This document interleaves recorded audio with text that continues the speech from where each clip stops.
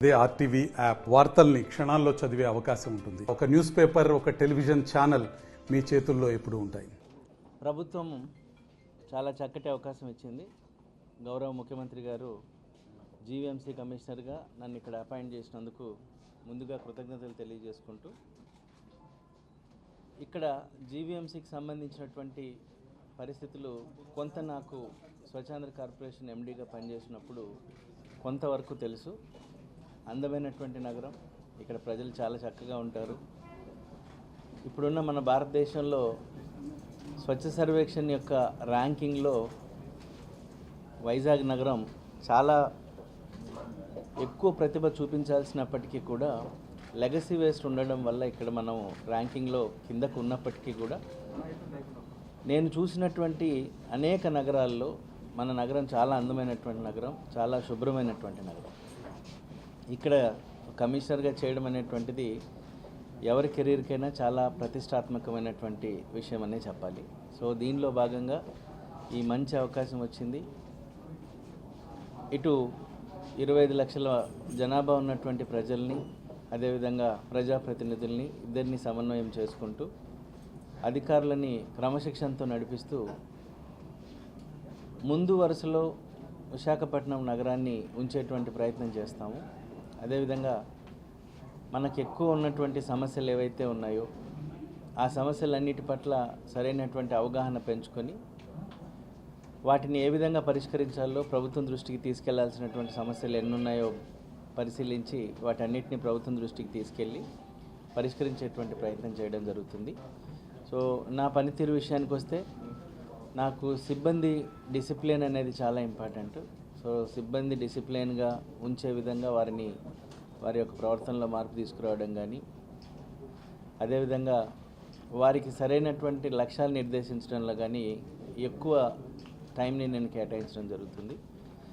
నాకైతే ఉన్నటువంటి ఒకే ఒక లక్ష్యం, ఒక రెస్పాన్సివ్ సివిక్ బాడీగా విశాఖపట్నాన్ని మార్చడం. సో దానిలో భాగంగా మొదటగా ఒక 100 రోజుల ప్రణాళిక తీసుకొని ఆ ప్రణాళికని ముందుకు నడిపించేటందుకు నా వంతు కృషి చేయడం కోసం ఒక ప్లానింగ్ అనేది చేసుకొని మళ్ళీ తిరిగి మేము ముందుకు రావడం జరుగుతుంది. సో ఆ లక్ష్యాలని నెరవేర్చే దిశగా ముందుకెళ్తాము.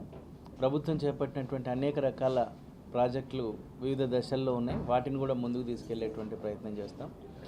ఇక్కడ ఉన్నటువంటి ప్రజలకు కూడా ఒక నిర్ణీతమైనటువంటి సమయం, ఏదైతే మా సీనియర్లు నా ముందు పనిచేసినటువంటి వారు సమయాన్ని కేటాయించారో ఆ సమయంలో ప్రజలకు అందుబాటులో ఉండటం, అదేవిధంగా ప్రజాప్రతినిధులకి అందుబాటులో ఉండటం.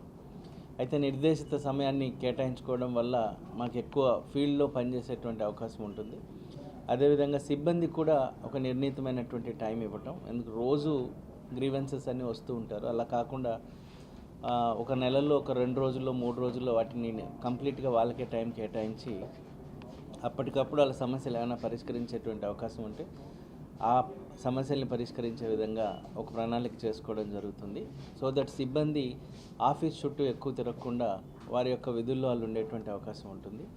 అదేవిధంగా మాకు ప్రెస్కి కూడా ఏదైనా బ్రీఫింగ్స్ అనేటివి క్రమంగా వచ్చే విధంగా ఒక వ్యవస్థను ఏర్పాటు చేసుకుంటాం. సో దట్ మనం రెగ్యులర్గా మీట్ అవుతాం ఒక డెడికేటెడ్ టైంలో.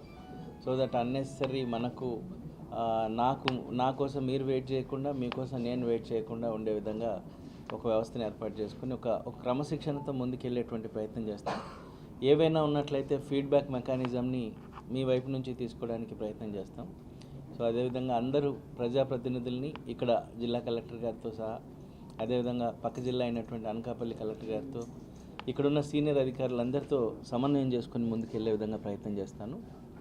ఈ అవకాశం ఇచ్చినటువంటి గౌరవ ముఖ్యమంత్రి గారికి మరొకసారి ధన్యవాదాలు తెలియజేసుకుంటూ ముగిస్తున్నాను. Thank you. మరిన్ని వీడియోస్ కోసం ఛానల్ ని సబ్స్క్రైబ్ చేయండి. లేటెస్ట్ అప్డేట్స్ కోసం వాట్సాప్ ఛానల్ ని ఫాలో చేయండి. అండ్ లింక్ డిస్క్రిప్షన్ లో ఉంది.